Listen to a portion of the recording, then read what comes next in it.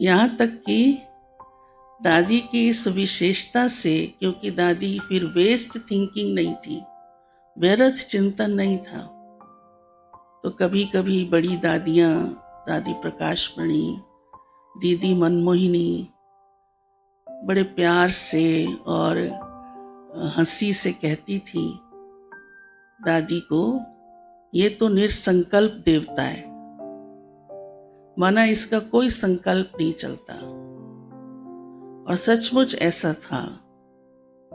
फिर दादी कहती थी, ऐसे थोड़ा है मेरा संकल्प नहीं चलता, मुझे पता तो सब कुछ चलता है। हा?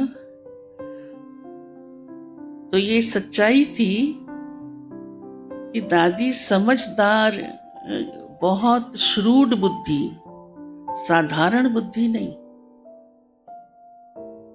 ये नहीं कि राइट और रॉन्ग समझ ही नहीं आता था, ऐसा नहीं,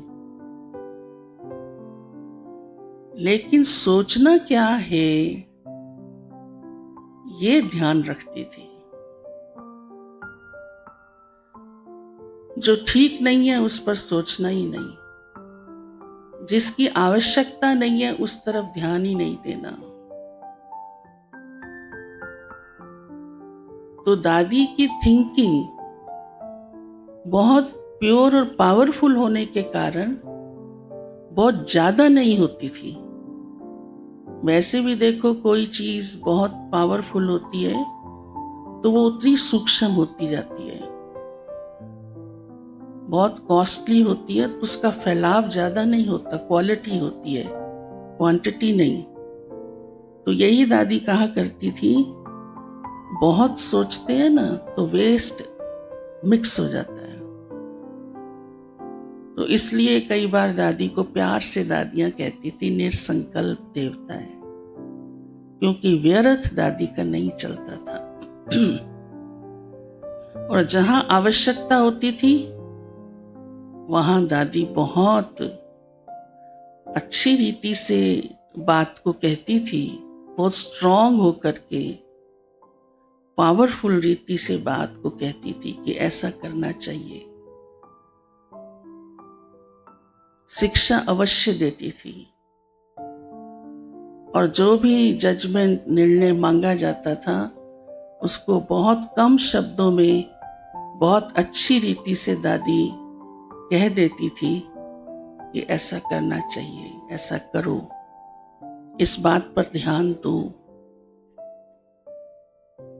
इसलिए दादी की ये विशेषता थी कि बहुत गंभीर रहती थी, बहुत गंभीर, इतनी गंभीर कि इतनी समाने की शक्ति थी दादी के अंदर कि कोई भी बात दादी के चेहरे से कोई समझ नहीं सकता था। दादी मम्मा की भी विशेषता सुनाया करती थी कि मम्मा को सब मालूम होता था, और वो जिसकी बात है वो सामने भी आई तो भी मम्मा के चेहरे से पता नहीं चलता था। इतनी दादी में समाने की शक्ति, जिस कारण संदेशी का पाठ रहा। नहीं तो कोई भी बात इधर से उधर, उधर से इधर, तो फिर वो कैसे यज्ञ की कारोबार को चला सकते हैं ना। और बाबा के मैसेज इतने सेवा के भी, धारणा के भी, यज्ञ की कारोबार के भी होते थे। तो कभी भी दादी उसको आउट नहीं होने देती थी, कभी भी। हमने इतनी समीपता से दादी को कई बातों को सुनते करते देखा।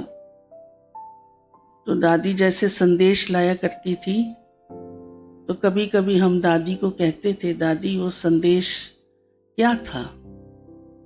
तो दादी सिर्फ मुस्कुराती थी।